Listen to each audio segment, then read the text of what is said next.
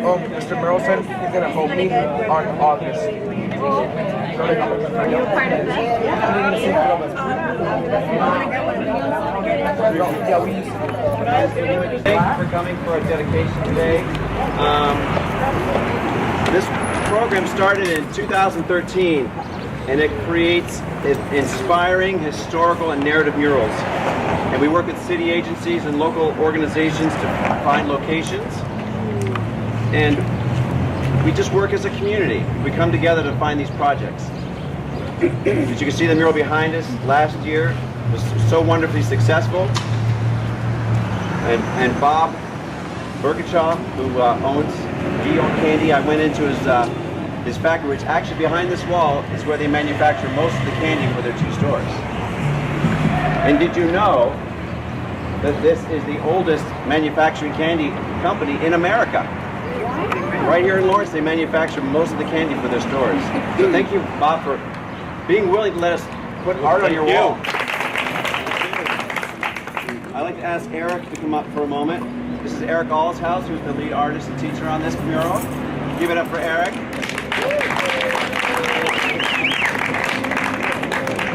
Eric actually started this program with us back in 2013. So Eric is really the big reason this program exists. He does so many murals at the high school in Lawrence. How many murals have you done at the high school? I'm saying like under 20, more than 15, something around there. Well, it's an amazing process, especially for the students. A lot of these students have painted before. Some have never painted ever. So both Eric and then you'll meet Jason later, they come up with the concept with the design, then they work with the students, they create a grid, and they teach them how to do it. So not only are the kids learning a new skill, they're also getting paid to do this. Because we also, in essence, are so important that artists are working. They deserve to be paid for their work. And so it's great that the artists get paid for creating a beautiful work. Wouldn't you agree that artists should be paid for their work? Yes, yes, yes. And there's something neat about this mural and this name up here, Richard. And Bob, I'd like you to come up here and bring Richard up here so I can. Richard won't come. Okay, he won't come. All right, yeah, if you look over there, that's Richard. When Bob bought the company from the family member, Richard was there. He came with the company. He came with the company. You were what? How old when you started? This isn't Richard. Oh, no. It's not right now. I know. 18. What was he, 14? 18. He was 18, yeah. So Richard was 18. He was 18. He's 71 years old now. Yeah. And he's still manufacturing every day. Wow. In fact, he opened up this morning so that the crew could come and weed whack all this and make it look beautiful because he's in at 7. So we Very shy. put Richard on as the name for. So he's going to be the candy maker guy, right? As he should be. So kudos to Richard for his great work and thank you for sharing that story because it really helps tie in the powerful nature of this beautiful mural. Now I also want to bring up Jason Aslan. Come on up, Jason. He's our other mural artist. Give Jason a little round of applause.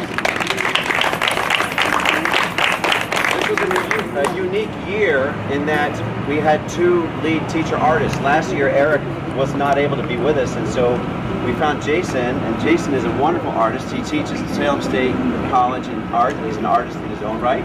He's also a new dad. Right? Yeah, top up. So Jason and worked with the team, and he did that mural that you see behind you. But also this year, we connected with Ocoa Market over on Hampshire Street in Lawrence, and you can see there's pictures under the tent here of that mural. We couldn't be in 2 places at once, so we brought the mural to you as much as we could. But he did a wonderful job working with the students and the owner to create a mural called Elements. And again, that's a store that's been tagged for years. In fact, we drive the Tarbuck students once a week to the Arts Center for free arts programming, and I drove by his market for years, and once it would be painted over and neat and clean, and then 3 weeks later there'd be a tag. And so part of this program is trying to change that tagging habit in Lawrence, and the owner is over the moon with what's there, and now we've already gotten 2 other owners from similar organizations saying, would you do that on my corner? Please, would you do that on my corner? So there's definitely plenty of need for this program. And speaking of that, I want to take a moment to especially thank our donors for this project this year. The Highland Street Foundation. We have an anonymous donor who came forward, who gave us a great donation to help us make the budget this year, and also the Rossman Family Fund. So let's give a round of applause to our donors this year. Now let's meet the kids. All right, so looks like you guys scored some candy today. Awesome. Well, Sarah Hidalgo was here. Sarah, wave your hand. She was so wonderful, and she created these nice little pictures for each of the students to have, and we wanted to give them as a little thank you. So when I call your name, come on up. Elianat, here's some for you. Thank you very much. Louis did the program last year, and this year he was our assistant painter. He's grown a lot as an artist. Robbie! Robbie. JD! He's not Couldn't here. make it. Oh. Aiden. Lindsay. Awesome.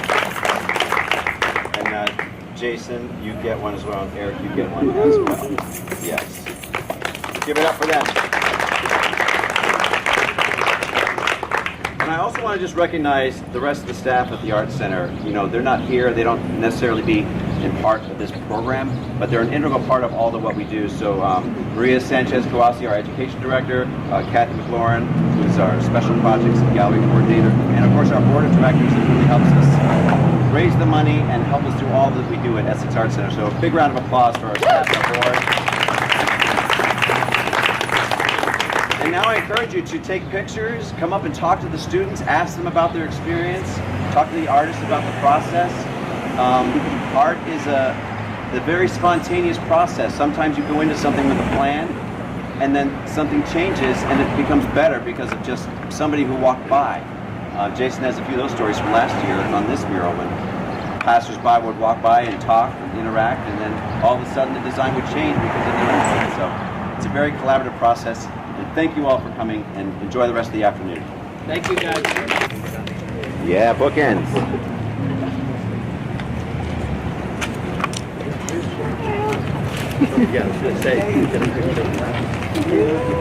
Paparazzi, paparazzi. Smile, guys. You're happy. Awesome. You had a choice, right? Yeah, actually I got to pick. This is actually my third year being a part of this mural program, and I honestly I do it for fun. Honestly, I honestly just like giving back to the community and all that. It's really just fun. Wow. Did a wonderful job. Hi, I'm John Badzina, the Executive Director of Essex Art Center, and we are here dedicating the latest mural in our summer mural project, the Old Candy Company mural at 522 Essex Street.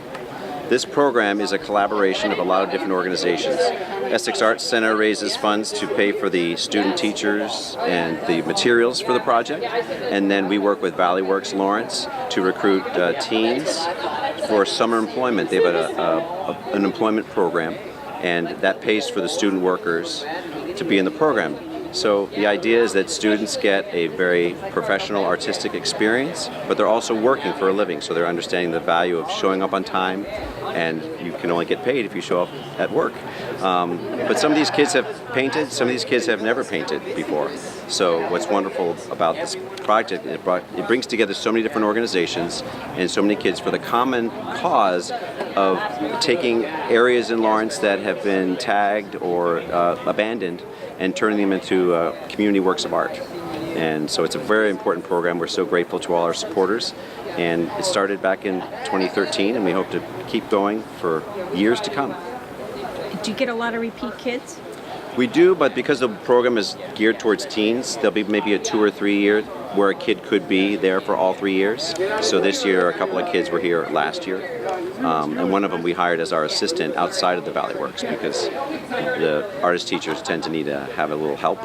And this year was Louis, and Louis did an amazing job helping coordinate with the teacher, and also as a peer assistant with the kids can sometimes communicate better with the students than an adult art teacher could. have you followed any of these kids to see if they ever went to an art school or? Lewis has plans to. Yeah, Lewis has plans to. Some of the other kids have gone to, but that's something we're hoping to do a better job at is finding where these kids go. Yeah, because that would be interesting. Yeah. Well, it's funny. The attorney office 2 doors down here. I just went in to invite to the event. His son, who is now 38 years old, went to Essex Art Center in his first year, and he took a cartooning class which transformed his journey. He went to art school, and now he's teaching elementary school in Dorchester, and he's working part-time at the MFA.